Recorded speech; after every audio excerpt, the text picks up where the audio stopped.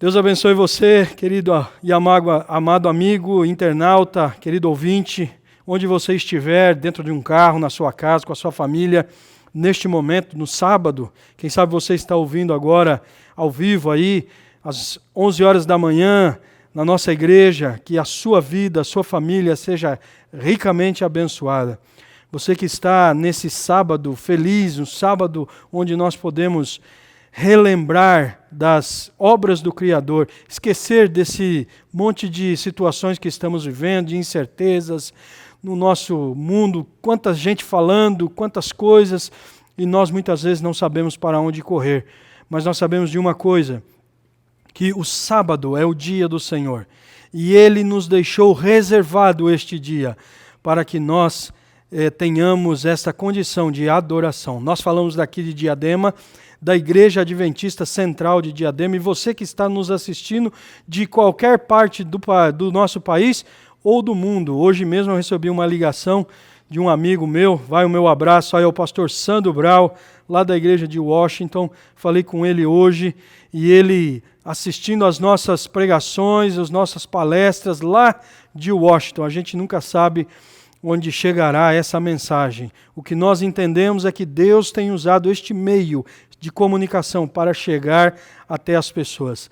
Eu quero também mandar o nosso beijo, o nosso abraço, o nosso feliz sábado a todos os nossos irmãos e queridos aqui da cidade de Diadema, do nosso distrito aqui de Diadema, as nossas crianças. Olha, essa semana eu vim até aqui à igreja e nós estamos falando da Igreja Adventista do Sétimo Dia Central de Diadema. Eu vim aqui aguar um pouco as plantas, varrer um pouco o nosso pátio, porque estava cheio de flores, e eu vi as salas das crianças, e eu me lembrei das crianças, eu me lembrei do Miguel, eu me lembrei da Luísa, filha do Isaías, eu me lembrei de todas as crianças de nossa igreja, das professoras, irmã Gildésia, serva de Deus. Vai aqui o nosso feliz sábado para você. Essa semana eu tive a oportunidade de encontrar a irmã Liliane Jardim, serva de Deus aqui de nossa igreja. Vai aqui o nosso abraço a toda a família Jardim, que Deus abençoe esta família querida. E daqui de onde eu estou, eu posso ver a nossa igreja, e onde as pessoas aqui ficam sentadas, e eu posso visualizar cada um deles. A saudade no nosso coração é grande, mas nós temos certeza que este momento, ele vai passar, e os nossos queridos nós veremos novamente. Queridos esses, como a irmã Terezinha, que senta ali naquele cantinho. Irmã Terezinha, serva de Deus, vai aqui o nosso abraço. A irmã Carmosina, serva de Deus, vai aqui o nosso beijo para você, o nosso feliz sábado a todos os irmãos, amigos da Igreja Adventista do Sétimo Dia, onde quer que você esteja. Eu quero convidar a você nesse momento, onde você estiver, com a sua família, quem sabe sozinho, no seu carro ou no seu quarto, se você puder se ajoelhar, se você puder fechar o seu olho, você chegue mais perto da tela, que eu quero orar com você neste momento. Feche os seus olhos e eu quero clamar ao Senhor Jesus a presença do Espírito Santo entre nós. Santo Deus e amado Pai que está no céu, nós queremos louvar o seu nome neste sábado. Louvar pela beleza da sua santidade, louvar porque o Senhor é um Deus bom, um Deus presente, ainda em meio à adversidade. Queremos pedir por algumas pessoas de nossa igreja que estão enfermas. Quero pedir pelo irmão Elias, pela irmã Luzanir, que ela está acometida do coronavírus, está enferma, que o Senhor possa abençoá-la, que o Senhor possa reestabelecer a sua saúde. Quero orar pela família do Paulo, da Cássia, que o Senhor possa dar o conforto, pois o Paulo perdeu o seu pai. Quero também orar pela família da irmã Selma, que o Senhor a abençoe e a guarde.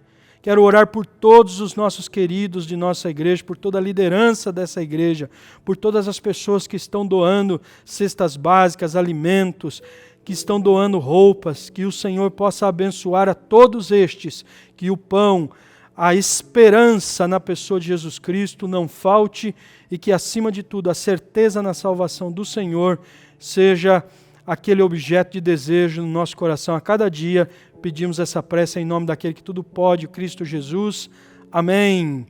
Deus abençoe você, abra sua Bíblia, eu quero ler um pouco da palavra de Deus com você.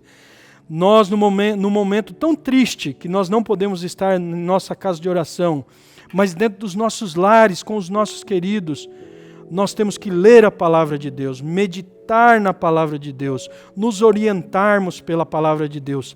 E é somente pela palavra de Deus que nós conseguimos entender qual é o caminho que Jesus Cristo quer para a nossa vida, para a nossa existência, para a minha vida e para a sua vida. Quero convidar você agora para abrir a sua Bíblia no Evangelho de São Mateus, capítulo 4, finalzinho do capítulo 4, verso 23 em diante, nós vamos ler alguns ensinamentos importantes do Senhor Jesus. Bíblia Sagrada na mão, nosso momento de estudo é sempre na Palavra de Deus, e a Palavra de Deus é o nosso guia neste momento tão turbulento que nós estamos passando. Verso 23 diz o seguinte: percorria Jesus por toda a Galileia, ensinando nas sinagogas e pregando o evangelho do reino, curando toda sorte de doenças e enfermidades entre o povo. E a sua fama correu por toda a Síria. Lhe trouxeram então todos os doentes, acometidos de várias enfermidades e tormentos, endemoniados, lunáticos, paralíticos, e ele os curou. E da Galileia, Decápolis, Jerusalém, a Judéia e daquém do Jordão, numerosa multidão os seguia. Capítulo 5, verso 1, ainda do Evangelho de Mateus, diz o seguinte: vendo Jesus as multidões, subiu ao monte e, como se assentasse, aproximou dele seus discípulos, e ele passou a lhes ensinar. Jesus é esse ser maravilhoso que atrai as pessoas para si. Ali no início de seu ministério, e aqui é o início do ministério de Jesus, ali nas campinas da Galileia, Jesus ele ensinava o povo, e o povo eles tinham vários motivos para estar perto de Jesus, mas nunca o motivo correto. Aqui o texto bíblico no capítulo 4, verso 23, diz que Jesus percorria a Galileia, ensinando nas sinagogas, pregando o evangelho do reino de Deus, curando toda sorte de doenças. E a sua fama correu por toda a Síria. Então lhe trouxeram todos os enfermos, lunáticos, paralíticos, endemoniados. Eu fico pensando, num momento na vida de Cristo onde não existiam remédios adequados, hospitais adequados, médicos adequados, aparece então uma pessoa, um ser que pode curar todo tipo de doença, que pode curar todo tipo de enfermidade. Todas as coisas que são impossíveis para o homem, é possível para Deus. E então na pessoa de Jesus Cristo, todas essas coisas, elas se perfiguram aqui nessa terra. Então Jesus ele recebe as pessoas, não importa qual o motivo dessas pessoas, não importa se essas pessoas vinham até ele somente para serem curados, não importa se essas pessoas vinham até ele com uma intenção que não seja aquela de aprender a respeito do reino do Senhor, ele simplesmente os curava. E ele aproveitava essa oportunidade. Você veja, hoje eu estou aqui, está somente eu, Isaías, minha esposa, minhas filhas que cantaram há pouco, igreja vazia, nós estamos nesse momento respeitando as autoridades, a orientação, mas Jesus ele não perdia a oportunidade. Jesus, ele, quando via uma igreja cheia, e não necessariamente paredes, mas que ele via um lugar com pessoas, ali ele começava a ensinar a respeito do reino do Senhor Jesus. O seu reino, de como seria o seu reino estabelecido nessa terra. E o reino do Senhor Jesus, ele não é um reino terrestre, ele não é um reino como os reinos terrestres da época que ele passou aqui na terra. Quando Jesus passou aqui na terra, o reino que estava no comando daquela região era o Império Romano. Pessoas brutas, pessoas rudes, um reino da violência, um reino onde se não fora feito aquilo que os romanos quisessem, era morte, e morte das piores possíveis, morte de cruz. Jesus ele veio pregar um reino diferente, e ele deixou uma constituição, Hoje nós vemos muitos aspectos da nossa Constituição aqui no Brasil até questionados. Por quê? Porque alguns têm quebrado, segundo a visão dos juristas, a Constituição. E Jesus Cristo ele deixou uma Constituição. E a Constituição de Jesus é justamente essa que está no capítulo 5. O capítulo 5 em diante, Jesus ele não perdeu a oportunidade no Sermão da Montanha, e esse daqui é o Sermão da Montanha, de ensinar as pessoas a respeito de como elas deveriam se portar nesse tempo para herdar o reino futuro. Quem sabe, na cabeça daqueles judeus, o reino de Deus seria a instituição de um rei temporal que viria com seus exércitos, esmagaria então o Império Romano, instituiria um reino mais poderoso do que outro qualquer. E Jesus não. Jesus ele vem com as instruções de como deveriam se portar aqueles cidadãos que quisessem fazer parte de seu reino.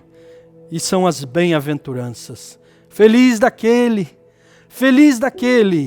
que se portar dessa forma. São várias bem-aventuranças, ela começa no capítulo 5, verso 3 e vai até, então, o capítulo 5, verso 11. Nós vamos ler algumas, passar superficialmente por conta do nosso tempo, mas eu quero extrair lições importantes de como nós não devemos, de forma nenhuma, desanimar nesse tempo que somos militantes, uma igreja militante, expectante a respeito da volta do nosso Senhor Jesus Cristo. O texto bíblico diz o seguinte, verso 3, bem-aventurados os humildes de espírito, porque deles é o reino de Deus.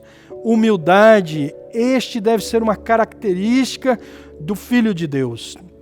Mas não é a humildade ou a falsa piedade, mas é a humildade de espírito, é a humildade da contrição, é a humildade de se achegar até diante de Deus, até diante de Cristo, até diante do Espírito Santo e se derramar. Senhor, sou pecador. Não é o falso arrependimento. Sabe como é que é o falso arrependimento?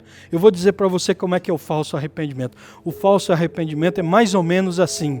Senhor, se o Senhor não tivesse permitido que eu fosse naquele lugar, então não teria pecado, Senhor. Seu falso arrependimento. O verdadeiro arrependimento, o arrependimento do humilde, o arrependimento do quebrantado, é o arrependimento daquele que reconhece os seus pecados. É o arrependimento, é a humildade daquele que se coloca abaixo da autoridade suprema desse universo.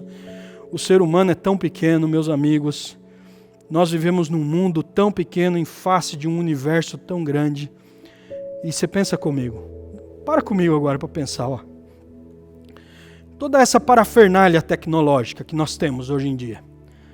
Telescópios, robôs que lançam aí para esses espaços afora, para o universo, tira foto. Nunca tiraram uma foto do trono de Deus. Tem duas explicações. Primeiro, não existe. Para alguns, para a ciência, para aquele que tem fé, sim, e para outros está além da capacidade do ser humano de enxergar esse tipo de situação.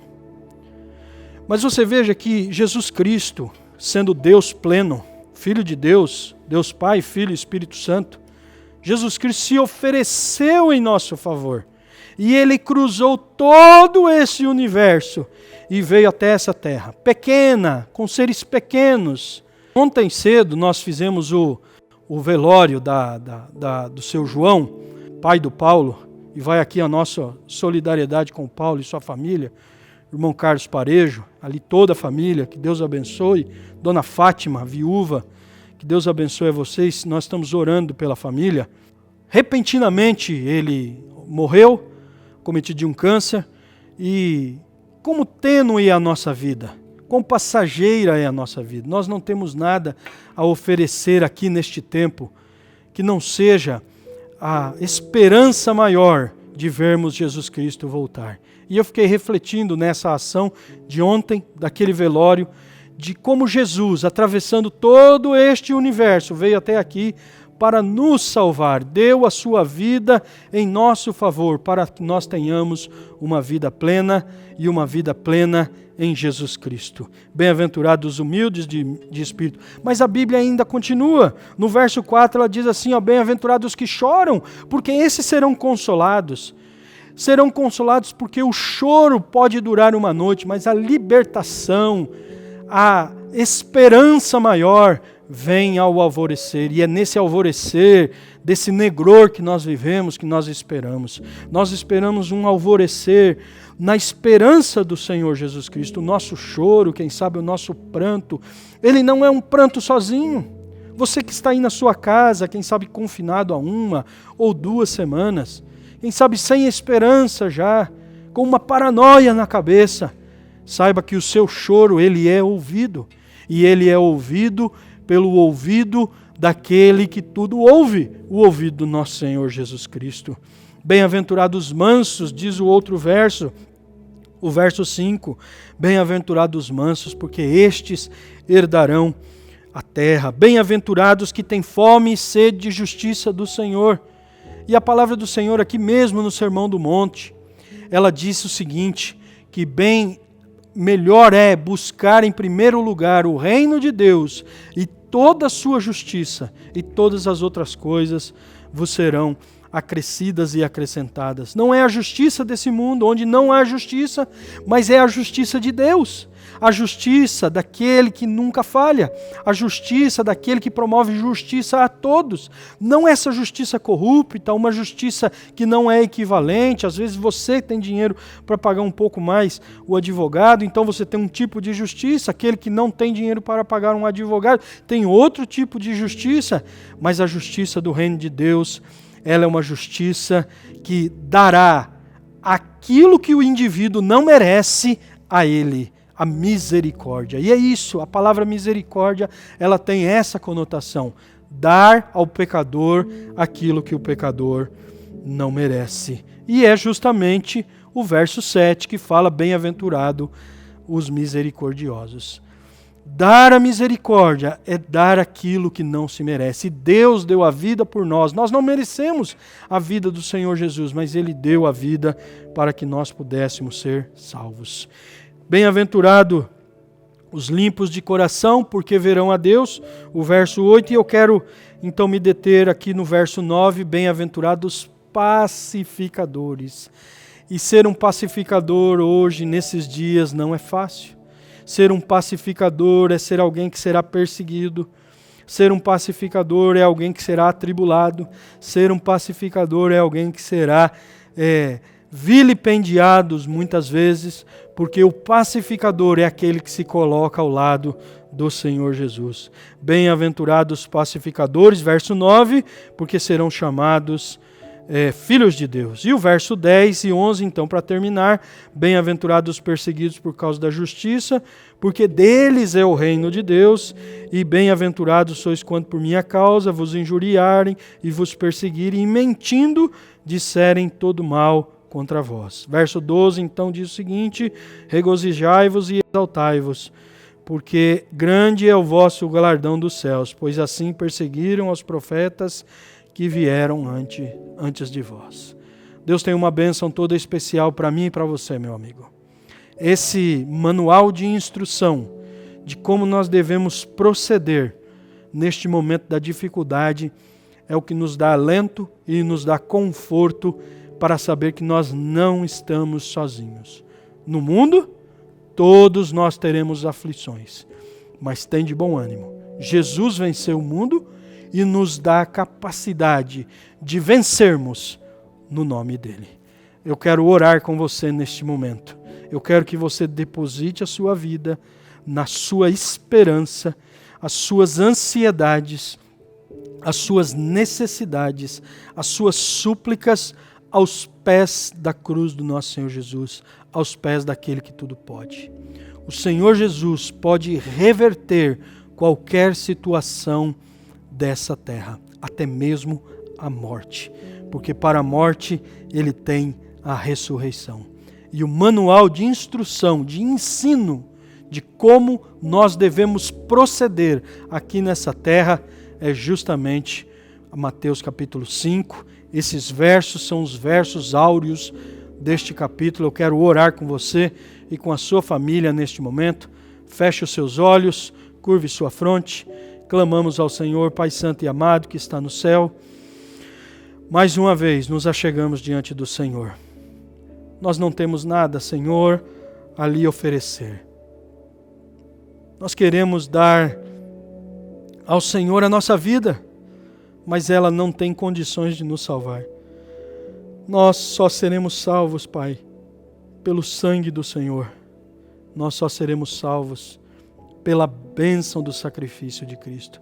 E é pela graça que o Senhor nos ensinou, como está relatado aqui no Evangelho de São Mateus, a maneira, a forma, o jeito em que nós deveríamos nos portar. Senhor, resolva essa situação o mais breve possível. Que a nossa casa de oração, que todas as casas de orações do nosso país e do mundo sejam reabertas novamente para cultuar ao Senhor. Nos dê essa bênção, Pai.